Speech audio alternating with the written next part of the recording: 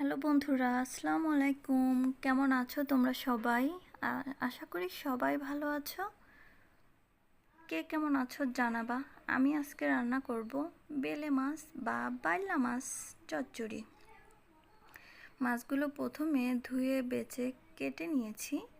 এবার একটু লবণ হলুদ মাখিয়ে নেব। তারপরে কড়াইতে তেল গরম দিয়ে সেখানে একে একে মাছগুলো দিয়ে দেব। মাছগুলো একটু নরম, তাই খুবই সাবধানে দিতে হবে। একটু নাড়াচাড়া খেলেই এই মাছগুলো ভেঙে যাওয়ার সম্ভাবনা থাকে, তাই খুবই সাবধানে আস্তে আস্তে আলতো হাতে উল্টিয়ে পাল্টিয়ে দিতে হবে। বেলে মাছ কার কেমন লাগে জানাবেন, আমার তো খুব ভালো লাগে। আর মাটির চুলার রান্না বলে তো শেষ করা যাবে না, অসাধারণ খেতে হয়। মাটির চুলায় রান্না করা খাবার খুবই মজাদার ও টেস্টি। মাছগুলো উল্টিয়ে পাল্টিয়ে ভেজে নেব। ব্যাস হয়ে গেল আমার বেলে মাছ ভাজা। এবার কড়াইতে পেঁয়াজ দিয়ে দেব। পেঁয়াজগুলো একটু ভেজে নেব যেন পেঁয়াজের পানিটা চুষে নেয়। তারপরে এখানে তেল দেব। আমি আবার তেল একটু কম খাই। আমার তেল খাওয়া নিয়ে যেন আবার কেউ কিছু বলবেন না। তেল যার যার পার্সোনাল ব্যাপার, কম বেশি খাওয়া। আমি এমনিতেই একটু তেল কম খাই, তাই একটু একটু করে 3বারে দিলাম যেন বেশি পড়ে না যায়। এবার মশলাগুলো আমি আগে থেকে পেস্ট করে রেখেছিলাম, সেই মশলাগুলো দিয়ে দিলাম। মশলাগুলো একটু কষিয়ে নেব।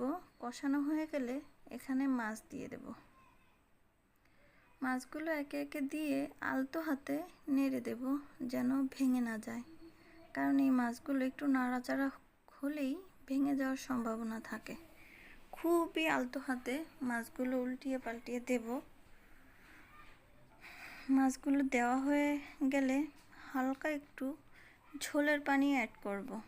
খুবই অল্প পরিমাণে ঝোলের পানি অ্যাড করব, কারণ এই মাছে বেশি পানি দেওয়ার কোনো দরকার নাই। এবার পানিটা ফুটে উঠলে এখানে টমেটো দিয়ে দেব। টমেটোগুলো আমি আগেই কেটে রেখেছিলাম। টমেটোগুলো দিয়ে কষিয়ে নেব। কষাতে কষাতেই টমেটো থেকে যেই পানি ছেড়ে যাবে, সেই পানি থেকেই মাছটা হয়ে যাবে, আর পানি অ্যাড করতে হবে না। ব্যাস দেখো, হয়ে গেল আমার বেলে মাছ রান্না।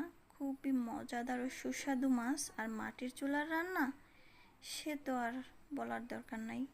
মাটির চুলার রান্না যারা যারা খেয়েছেন তারাই বলতে পারবেন খুবই মজার ও সুস্বাদু টেস্টি একটি মাছ বেলে মাছ বা বাইল্লা মাছ।